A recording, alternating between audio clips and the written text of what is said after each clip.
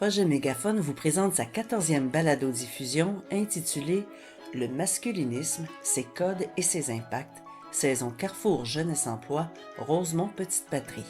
Cette série est issue des ateliers avec les jeunes de l'école de milieu Voltige et le chercheur et professeur du département de sciences politiques de l'Université du Québec à Montréal, Francis Dupuy-Derry. Voltige est une école pas comme les autres pour les adultes de 18 à 35 ans qui souhaitent faire un retour aux études et compléter leurs cours de niveau secondaire avec une quinzaine d'autres jeunes adultes. Elle s'inscrit dans les services offerts au Carrefour Jeunesse Emploi Rosemont-Petite-Patrie qui a pour mission d'accompagner les jeunes vers l'emploi et la formation. Nous vous invitons à nous suivre dans ce parcours de 5 ateliers où on a pu croiser nos opinions aux faits scientifiques autour du thème du masculinisme. Le masculinisme, d'une certaine manière, c'est comme cette sorte de défaut, de problème chez les hommes individuels qui est comme porté collectivement par les hommes, pas tous les hommes, mais les hommes qui disent que ça va pas bien pour les hommes, qu'il y a une crise de la masculinité, puis que ça, c'est à cause des femmes et c'est à cause des féministes. Bonjour, ici Anne-Marie. Aujourd'hui, 3 jeunes vont interviewer Francis. Les questions ont été élaborées lors de l'atelier précédent en groupe. La première interview a pour objectif de mieux connaître le chercheur. C'est Isha qui mène l'entrevue. Salut, moi c'est Isha. J'ai 4 questions à poser à Francis. La première question, c'est quel est ton parcours pour devenir chercheur? Oui, merci. Donc, moi, je suis professeur en sciences politiques à l'Université du Québec à Montréal. Je travaille sur des enjeux très larges comme la démocratie, les mouvements sociaux, l'antiféminisme, le masculinisme. L'université, en fait, embauche des profs qui sont passés par l'université à l'avance. Donc, ça, c'est un peu, évidemment, c'est un système qui se reproduit lui-même. Et donc, moi, j'ai fait donc tout simplement mes 3 niveaux là, de baccalauréat, maîtrise et doctorat en sciences politiques à l'Université de Montréal et à l'Université de Vancouver. C'est comme ça que je suis devenu chercheur. La deuxième question, c'est que préfères-tu dans ton métier? Les vacances. Mais, Tout le monde aime ça. Ben oui, c'est ça, exactement. Donc, on aime ça, donc ça, c'est quelque chose qu'on a en commun. Sinon, j'aime beaucoup enseigner. J'aime beaucoup ça. Enseigner, ça me permet aussi d'être en contact tout le temps avec les jeunes, parce que les profs ont vieilli, mais les classes qu'on a devant, ils ont tout le temps le même âge. Ouais. Donc, ça, c'est vraiment intéressant pour moi. Puis j'aime ça aussi parce que le métier de chercheur, ça laisse du temps pour écrire, puis j'aime ça écrire. La troisième question, c'est est-ce que ton travail peut créer une fatigue émotionnelle, par exemple, par la violence des commentaires que tu lis à répétition? Ouais, c'est une bonne question. Un peu, mais moi, je vais dire ça comme ça, j'ai une sorte d'avantage, parce que par exemple, le masculinisme ou l'antiféminisme, il attaque vraiment avant tout les femmes. Puis moi, je suis pas une femme. En fait, les commentaires sont épouvantables, mais j'ai l'impression que ça m'affecte peut-être moins parce que je suis pas directement ciblé. Puis quand je parle avec des collègues femmes, des étudiantes de la diversité de genre et sexuelle, par exemple, elles trouvent ça généralement plus difficile parce que ça les concerne directement. Après ça, il y a un côté qui est décourageant, ça va être un peu bizarre de dire ça comme ça, mais des fois, il y a des arguments d'hommes sexistes, par exemple, qui sont des arguments tellement décourageants que je suis vraiment découragé des fois d'être un homme. Y a-t-il une découverte lors de tes recherches qui t'a vraiment inquiété ou au contraire qui t'a vraiment encouragé? Merci pour ça, pour cette question. Ben moi, je fais de la recherche sur les choses inquiétantes, donc quand je trouve des choses inquiétantes, je suis content, c'est un peu bizarre. T'es content? Ben, c'est-à-dire, un des trucs bizarres avec les chercheurs, c'est que quand on fait de la recherche sur les vilains ou des mouvements problématiques, ben, en fait, on développe une sorte d'intérêt pour ça et on trouve ça intéressant, même si c'est inquiétant ou menaçant. Donc ça, c'est un côté un peu bizarre de ce type de recherche. Mais une chose dans les dernières années, qui m'a vraiment encouragé, c'est quand je fais ces recherches-là, souvent j'essaie de voir aussi comment les groupes qui sont ciblés résistent ou s'organisent pour résister. Et dans les dernières années, j'ai fait pas mal de recherches sur les jeunes qui ont moins de 18 ans, qui font des grèves à l'école, qui manifestent, qui se revendiquent. Et ça, évidemment, ça donne de l'espoir, parce que comme c'est les jeunes, c'est les personnes de demain. Ils sont des jeunes de demain, d'aujourd'hui et de demain. Donc, voir les jeunes qui se mobilisent, ça me donne de l'espoir. Francis nous parle d'un événement déclencheur qui l'a poussé à faire de la recherche sur le masculinisme. Cet événement, c'est la tuerie de Polytechnique en 1989, où un homme a tué 14 femmes parce qu'elles étaient des femmes. Le fait qu'elles étudient en génie, un domaine traditionnellement réservé aux hommes, a fait partie de l'équation dans la tête du tueur. Francis nous parle donc de cet événement tragique qui l'a marqué profondément. Vous savez, probablement, là, en décembre 89, il y a eu la tuerie de Polytechnique. Rentré à Polytechnique, qui a tué 14 femmes à Polytechnique parce qu'il disait que les féministes gâchaient sa vie et que les femmes prenaient trop de place. Là. Et donc moi, j'avais dans la vingtaine là, à ce moment-là. Et puis, dans les semaines et les mois qui ont suivi ça, il y avait plein d'hommes qui se plaignaient que c'était vrai que c'était difficile pour les femmes. Alors qu'il y en avait 14 qui venaient de se faire tuer à la mitraillette. Là. Et donc, moi, j'étais vraiment comme pas de bonne humeur à ce moment-là. Et donc souvent, quand je fais de la recherche, c'est lié au fait que je suis pas de bonne humeur. Il y a eu la même chose, équivalente, c'est pas la même chose, mais il y a eu l'équivalent après la tuerie contre la mosquée de Québec. Et des jours après, tous les chroniqueurs dans les médias là, qui sont tout le temps en train de chialer contre l'immigration, ils ont eu comme 36 heures où ils ont été gentils. Là. Puis après ça, ils ont tout de suite recommencé à dire. En plus, ils disaient ouais, mais là, à cause de tuerie à la mosquée, on ne pourra plus critiquer l'immigration musulmane alors qu'il y a plein de problèmes. Ils ont juste comme continué à critiquer. Ces deux tragédies, la tuerie de Polytechnique en 89 et celle de la mosquée de Québec en 2017, illustrent comment certains discours de haine peuvent mener à des actes violents. Francis conclut ce segment en nous expliquant que son travail de recherche vise à comprendre ces phénomènes et à y résister. C'est maintenant Olivia qui s'installe dans le rôle de l'intervieweuse. On a des questions sur les stéréotypes de genre. Bonjour, je suis en compagnie du chercheur Francis Derry pour parler des stéréotypes et je vais commencer par parler de l'empathie et j'aurais deux questions pour vous. La première question, ce serait pourquoi la souffrance des femmes doit servir de leçon aux hommes? Merci beaucoup pour la question. C'est une question importante.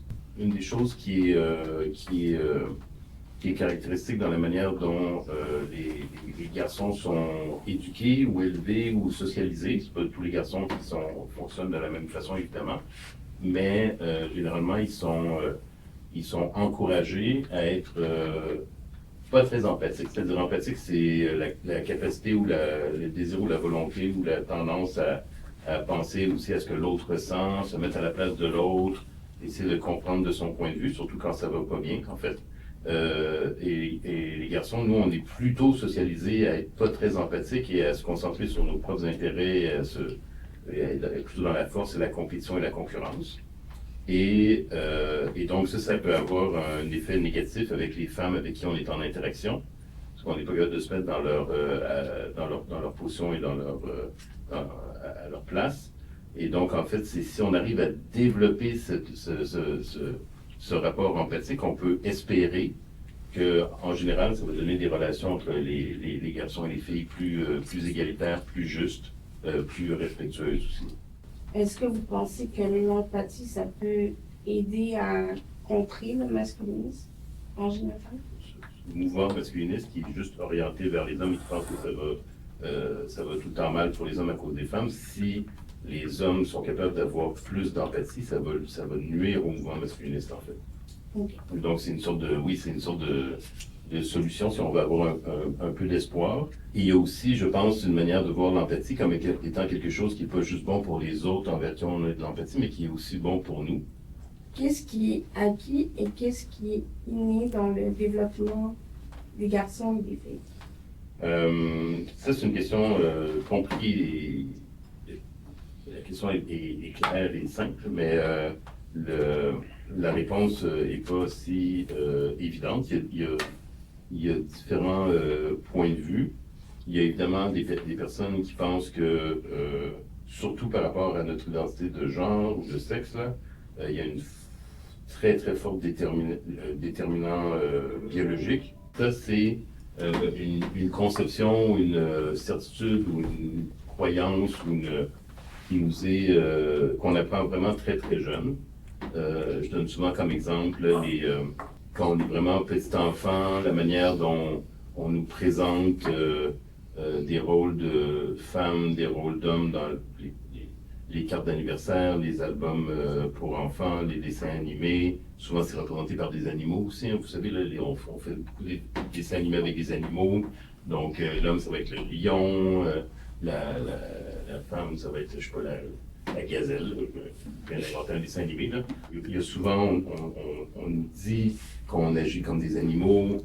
On donne l'exemple quand on dit, oui, ben, dans toutes les sociétés, il y a des dominants. La preuve, regardez les chimpanzés, regardez les loups, regardez les lions. Puis on se persuade, en fait, que les êtres humains, on fonctionne vraiment comme des animaux, mais les animaux qu'on a choisi de nous présenter comme étant des modèles, il y a des millions d'espèces animales qui fonctionnent de plein de manières différentes. Donc, quand on est enfant et qu'on se fait dire que c'est naturel, tel comportement pour une fille ou tel autre pour un garçon, ben c'est tout faux. Et quand en plus, l'argument suprême, c'est de comparer ces comportements-là à ceux du monde animal, c'est qu'on est très, très sélectif dans nos choix animaliers. Je laisse Francis poursuivre. Donc, il y a plein de raisons pourquoi on pense que notre façon d'être des hommes et notre façon d'être des femmes, c'est fondé sur la biologie, c'est inné, c'est déterminé. Sinon, on va penser, puis ça a déjà été dit par des grands savants du 9e siècle et encore aujourd'hui, qu'à cause des hormones, on n'a pas les mêmes comportements si on est une femme ou un homme, à cause de l'utérus, à cause de... Bon, on prétend que les cerveaux sont différents. Donc ça, c'est la thèse de nos différences sont innées. Moi, je suis plutôt de l'école inverse. Moi, je pense que en fait, on est beaucoup, beaucoup, beaucoup plus similaires que différents, les hommes et les femmes, à part des différences, évidemment, par exemple, l'utérus qui permet d'avoir des enfants. Et moi, je suis de l'école où, en fait, nos différences sont beaucoup plus acquises. C'est-à-dire, c'est à travers la socialisation qu'on pense que les garçons sont différents des filles. Mais je pense qu'en réalité, on est beaucoup plus pareil qu'on le pense. Et une autre manière de déconstruire cette idée de l'inné ou du déterminisme biologique, c'est, si on revient à la question des animaux, par exemple, c'est de faire un peu de recherche. Puis quand on fait un peu de recherche, on réalise en fait que chez les animaux, il y a à peu près toutes les sortes de comportements qu'on peut imaginer, y compris en guillemets, familial. Il y a de l'homosexualité chez les animaux, il y a des trans, il y a des animaux qui changent de sexe pendant leur vie. Il y a des animaux qui élèvent leurs enfants, leurs petits tout ensemble. Il y a des animaux, c'est les mâles qui couvrent les œufs ou qui élèvent les enfants. Donc bref, donc les animaux, en fait, on en fait ce qu'on veut. Si on veut chercher des exemples qui veulent nous motiver, il faut faire attention donc à ce truc-là idéologique. Est-ce que ça aiderait la personne qui est jeune à être plus ouverte si on n'était pas pour mettre des étiquettes à savoir comment l'homme ou la femme devrait se comporter? Oui, c'est une très bonne question et c'est un très bon commentaire en même temps. Donc souvent, même dans les livres de psychologie, dans les représentations graphiques, souvent le masculin s'identifie à la force, au courage, à la compétition, à la lutte, même à la violence. Et le féminin, c'est la douceur, les fleurs, la rosée, l'entraide, la prise en charge des autres, mais aussi la passivité. Et moi, je dis souvent comme exemple que, en fait, de penser que l'humanité serait divisée comme ça entre des hommes qui auraient toutes ces attitudes masculines et les femmes qui auraient toutes ces attitudes féminines, c'est vraiment ne pas nous penser comme beaucoup plus diversifiés que ça. Et moi, je donne souvent comme exemple qu'on peut être fort et courageux le matin, doux et bienveillant l'après-midi, puis passif et fatigué le soir. Là. C'est la même personne qui a toutes ces attitudes-là. En principe, tout ça, c'est des attitudes ou des qualités humaines en général. Et c'est une erreur de les associer aux hommes, celles-là, et celles-là aux femmes. Quand on a parlé de l'acquis de l'inné, Francis, tu as répété quelques fois, moi je suis de l'école qui pense que c'est... Est-ce que j'entends qu'il y a une autre école, qu'il y a des recherches, donc, de scientifiques qui disent le contraire de toi? Est-ce qu'on peut te contredire? Il y a des recherches en psychologie, en biologie, en sociologie, en art, en bref, il y a des recherches un peu toutes sortes de domaines, en éducation, tout ça. Et les gens publient des résultats à partir d'enquêtes qui essaient de voir est-ce que les garçons et les filles, par exemple, sont différents. Donc, il y a une psychologue qui a regardé les études qui sortent, qui montrent des différences entre les garçons et les filles, ou entre les hommes et les femmes, et elle dit, en fait, c'est que les scientifiques, les chercheurs, les colloques, les publications en recherche, etc., c'est comme s'il y avait une prime où on était plus intéressé par les recherches qui montrent des différences. Et des recherches qui montrent qu'on est similaires, ça n'intéresse pas les publications, les revues, les maisons d'édition, les colloques. Et donc, elle dit, donc en fait, il va y avoir vraiment beaucoup de recherches qui essaient de montrer les différences, mais en fait, on regarde tellement les différences qu'on ne voit plus à quel point on est pareil et similaire. Elle, ça c'est Hyde, elle s'appelle, c'est une américaine, une psychologue. Elle a publié un texte spécifiquement là-dessus, sur la théorie de la similarité des sexes, sur la similitude des sexes, pour montrer que, en fait, si on fait comme une analyse générale, on voit que toutes les études qui montrent des différences, en fait, souvent, les différences, elles sont vraiment mineures, elles sont exagérées. En fait, quand on a la possibilité d'avoir de l'entraînement, généralement, avec de l'entraînement, ben, rapidement, les différences se résorbent. Là, j'avoue que je tombe un peu de ma chaise en apprenant qu'il y a plus d'études qui mettent en lumière les différences entre les hommes et les femmes que d'études qui démontrent leurs similitudes. Parce que ce sont ces recherches axées sur la différence des genres qui sont le plus financées. Même le monde scientifique a des billets. Au fond, le monde de la recherche aussi a grandi et évolué avec des stéréotypes de genre. Est-ce que le métier de chercheur est traditionnellement masculin? Est-ce que ce serait un début de commencement d'explication? Je vous laisse faire vos recherches là-dessus. Autour de Katia de prendre le relais au micro, on aborde la question politique du masculinisme. Donc, bonjour à vous, Francis. On avait quelques questions à vous poser. Et parmi ces questions-là, une des premières est en quoi est-ce que le masculinisme est politique? Oui, merci. Pour moi, quand on parle de politique, là, c'est pas juste les partis politiques ou voter ou les élections. Là. Pour moi, le politique, c'est quand il y a des rapports de force et des rapports de pouvoir. Et donc, il peut y avoir de la politique un peu partout, entre des individus, entre des groupes, et qui essayent de gérer leur rapport de pouvoir et leur rapport de force. On peut vouloir les gérer de manière le plus égalitaire possible, qu'il y ait le moins de rapport de domination puis de rapport de force, ou on peut à l'inverse vouloir être plus dominant et plus oppressif et plus... bon, voilà. Donc, dans ce sens-là, pour moi, le masculinisme, c'est politique parce que c'est un mouvement social. Il y a des acteurs, il y a des militants, il y a des groupes, il y a des campagnes, il y a des cibles, il y a une propagande, une idéologie qui va avec ça et qui essaye en fait de convaincre la population et de convaincre les hommes qu'il faut que les hommes soient dans des positions de supériorité ou de domination par rapport aux femmes. Et donc ça, évidemment, c'est politique. Donc, une autre question qu'on avait, c'est quels sont les impacts sociaux et individuels du masculinisme, selon vous? Il peut y avoir plusieurs impacts. Il peut y avoir d'ailleurs des impacts dans la vie interpersonnelle. Donc il y a des recherches, il y a des enquêtes, il y a des reportages aussi médiatiques qui montrent que au niveau interpersonnel, des femmes qui se retrouvent devant des hommes qui sont masculinistes, qui ont une logique masculiniste, qui ont un discours masculiniste, qui ont une volonté masculiniste, ben on voit que c'est un facteur de risque pour des violences, par exemple, contre ces femmes-là, ou d'être traitées de manière injuste ou de manière non respectueuse, que ce soit dans une relation de couple, que ce soit dans une relation de travail, que ce soit même des enseignantes qui se font insulter parce qu'elles sont des femmes, par exemple,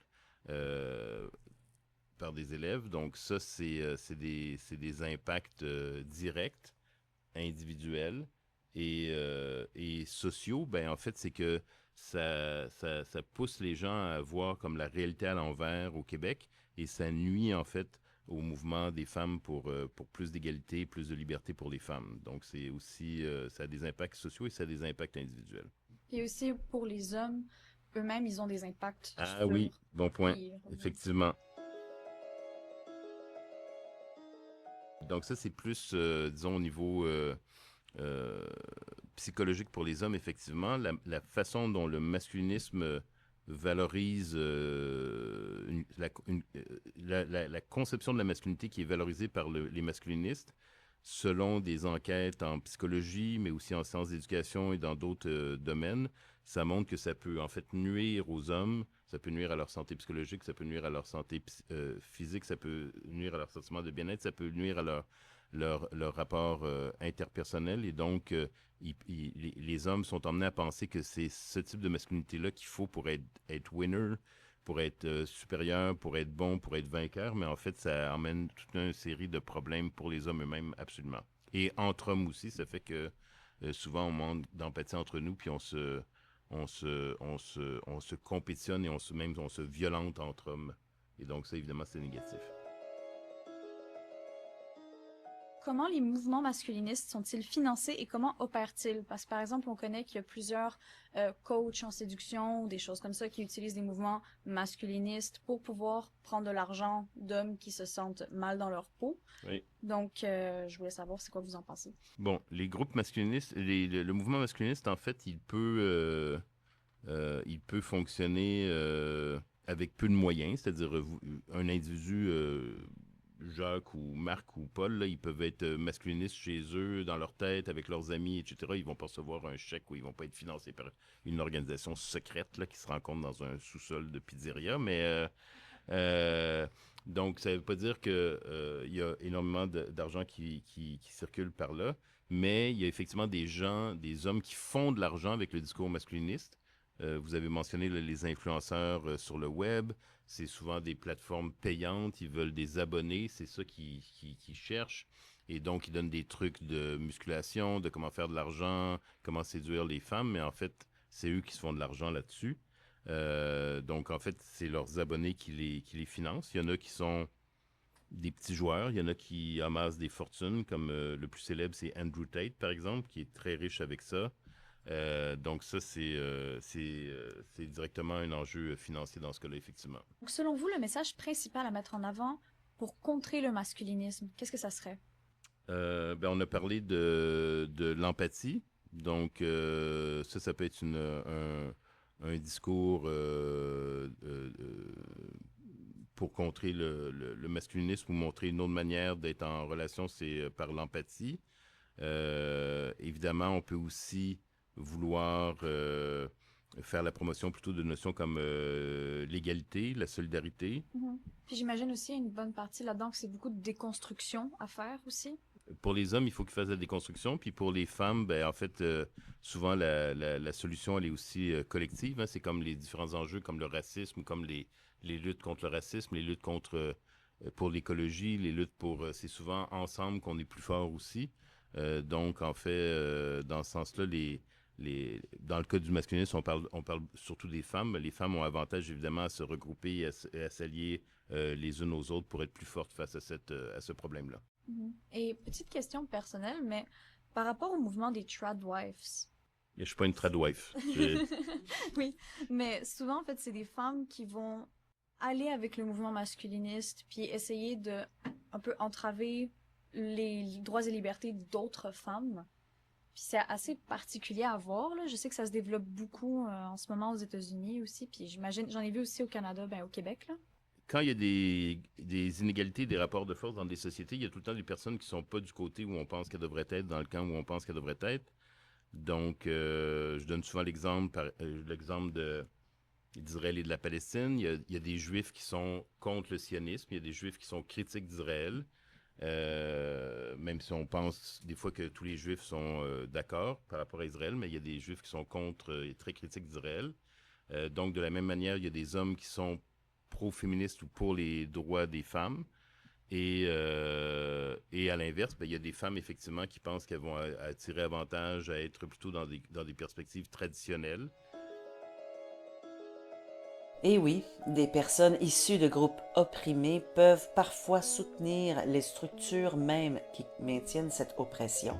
C'est un phénomène complexe que l'on retrouve dans différents contextes sociaux. Dans le cas du masculinisme, certaines femmes peuvent promouvoir des valeurs traditionnelles qui limitent les droits et les libertés des femmes en général. En tant que chercheur, si par exemple vous devez faire des recherches par rapport au racisme, par exemple, puis on sait que vous n'êtes pas, par exemple, noir, est-ce qu'il y a un certain pourcentage de gens que vous devez sonder pour être capable de faire, d'avoir une lumière là-dessus, puis de se faire une opinion par rapport? Ah, c'est une bonne question. Vous avez juste des bonnes questions, vous. C'est le groupe, vous avez produit des bonnes questions. En fait, il y a deux manières il y a plusieurs manières de mener de la recherche. Mais par exemple, si on fait de la recherche sur le racisme, on peut vouloir chercher, par exemple, la perception et les effets du racisme en étudiant comment ça affecte les personnes racisées. Moi, je ne suis pas racisé.